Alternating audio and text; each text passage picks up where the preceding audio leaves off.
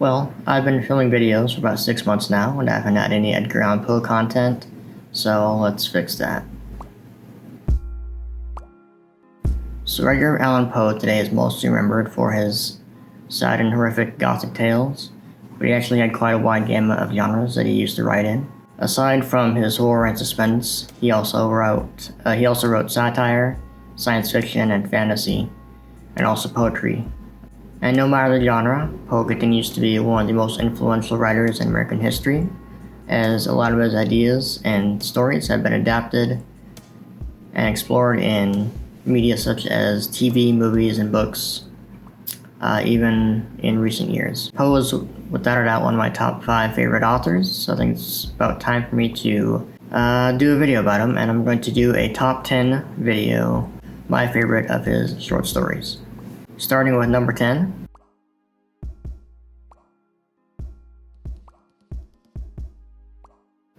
So originally published in 1839, The Conversation of Eiros and Charmion is a sci-fi story that centers on a conversation between two beings of sorts after they've died.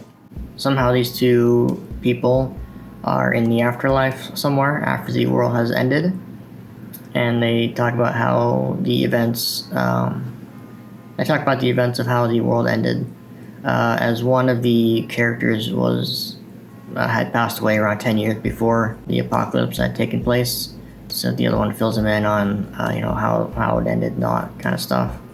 It's really kind of fascinating. It's a little different than his usual work, as it's kind of a sci-fi, more ethereal setting, but it's kind of fascinating to see the apocalypse in the minds of people from the 1800s.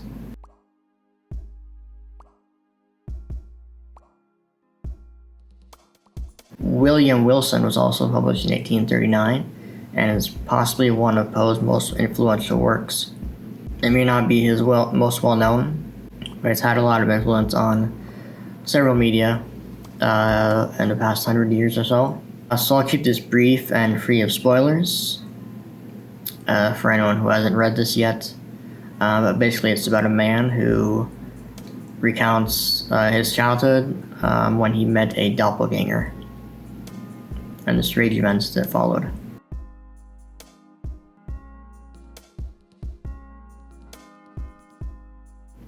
Another story, published in 1839, Fall of the House of Usher, is a quintessential Gothic tale. It deals with a man and his house as he descends into hysterical madness. I'm not going to say much more beyond that. It's a relatively simple story. Most people are aware of it, I think. It is one of the more popular of his stories. But if you haven't read this yet, I'm not going to go into details too much. But there is going to be a Netflix adaptation. I don't know if it's a movie or a series, coming within the next year or so by Mike Flanagan, so look forward to that.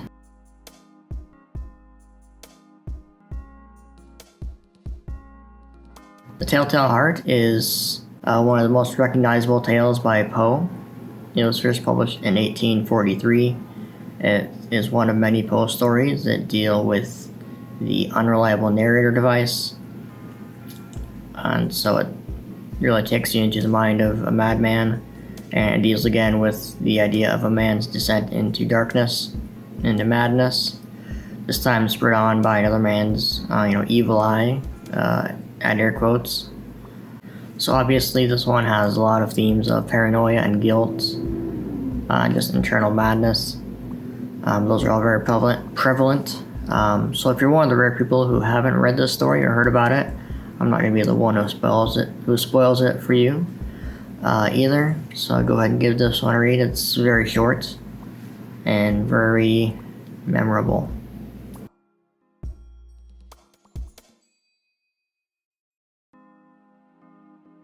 This one from 1846 is A Tale of Revenge.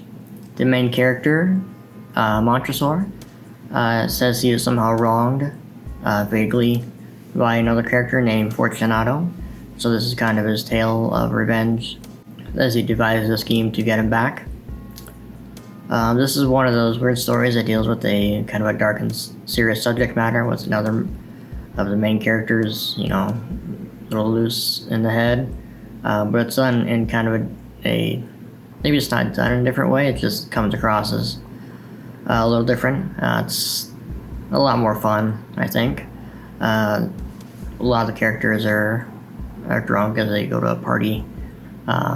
Most people don't know what's going on, including Fortunato, who doesn't know what he has done, and who knows if he did anything at all. We don't really get a clear motive or anything. Lots of great dialogue in this one. I'm not going to spoil the ending to this one either, although it's not all that suspenseful, I don't think. I think you can pretty much gather what's going to happen pretty quickly. I think things are just done in a very ridiculous way, and it's very fun to read.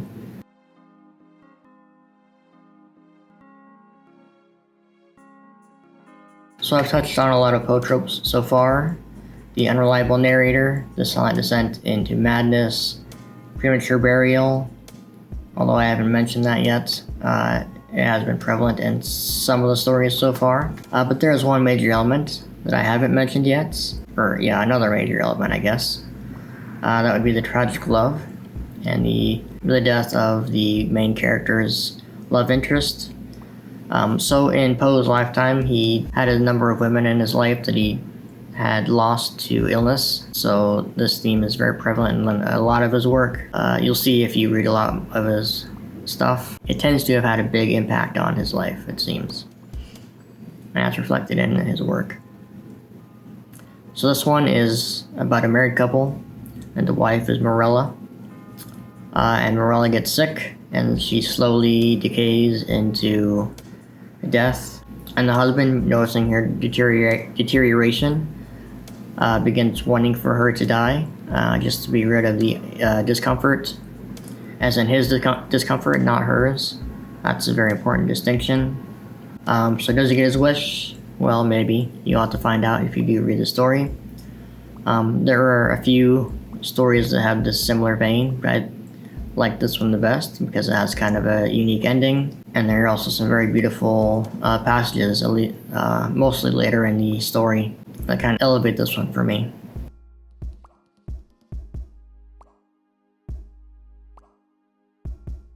And if Morella is a dark and gothic tale of a dying spouse, and Eleonora is kind of the opposite.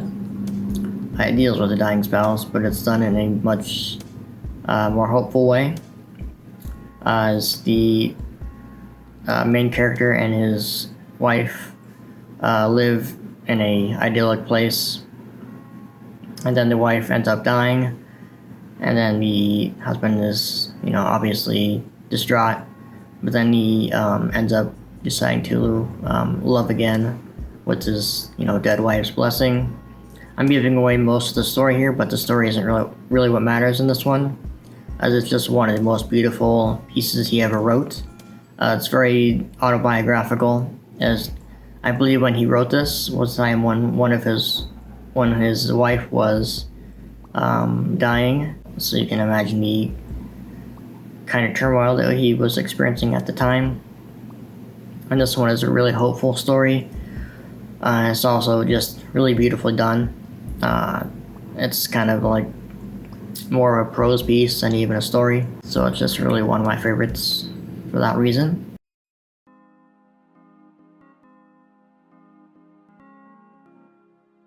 So, published in 1842, The Masque of the Red Death is about a deadly plague and a Prince Prospero who attempts to shut out the disease with a large group of people by shutting themselves away into his castle or palace or whatever.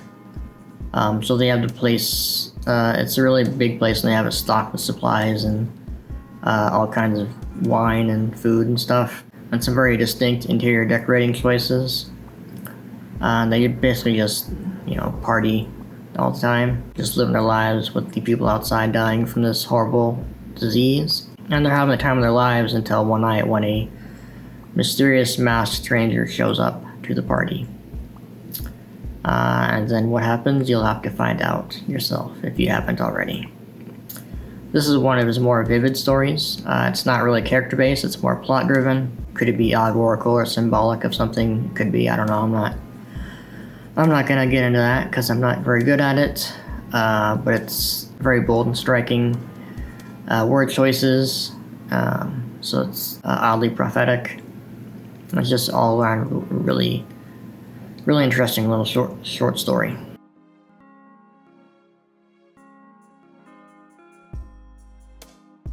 Okay, so number 2 is the Black Cat, and the Black Cat is very similar in tone and narrative and theme to the Telltale Heart, but I believe this one is a stronger narrative. It centers on a man who, say it with me, descends slowly into madness. And so, according to the character, which again is kind of an unreliable narrator, once again, but according to the character, for his entire life he had been very fond of animals, and animals seem to really like him as well, including his black cat Pluto, until he seemingly descended into, I want to say, alcoholism or some other malady, and then he begins abusing his cats, ends up torturing and killing the cats, and eventually the cat comes back to haunt him in various ways. Again, you'll have to read the story to find that out for yourself. So this was actually the first Edgar Allan Poe story I had ever read as a kid. It was included in a short story collection of horror stories that I bought at a Scholastic book fair. That's why I quite liked it. It's probably the one story of the book that stood out to me, and it's still one of my favorites by Poe to this day. I think it's a fairly strong narrative. It's got most of his classic tropes in the story, and plus it's got Black Cat, so you can't really go wrong with it. Which means the number 1 story has to be pretty special to overtake it, and I think it does.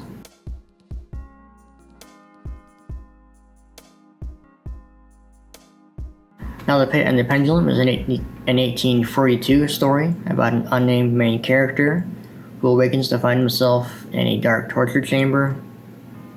He kind of feels his way around to discover the dimensions of the room, and he discovers a number of devices that are meant to cause his demise. And so he, kind of goes through that throughout the entire story. This is one that it's not really about the plot or the characters as much as it's just about the experience. It's an unbelievably evocative and vivid experience that tantalizes your senses. It's you really understand the things that he's feeling. You can really see the things that he's seeing and feel the things that he's feeling. So it's just really a unique story. And again, it's one that has had a lot of influence on modern storytelling, most notably in the horror setting. And as you can guess, Saw is very similar to this story, as well as a few others. So I think it's one of his best stories, and it's for now my number 1 favorite of his short story works. So that is my top 10 list of Poe short stories.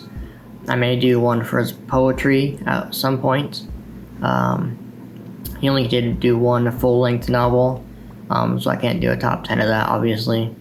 But I could talk about it at some point if I feel like it, or if somebody wants me to, which I doubt, but it's always possible. Anyways, I figured this would be a good time to record this video, being October. It's a very good time to get into the work of Edgar Allan Poe if you haven't already, and to revisit it if you have read it in the past. So, let me know if you have read any of these stories and which one is your favorite. And, whatever else you want to talk about my main man Edgar. But that should do it for today. Thank you for watching. And of his favorites, of my favorites, his favorite now. That was a train wreck. But maybe it's Sajibajo. One of the most recognizable tales by tales by Toe.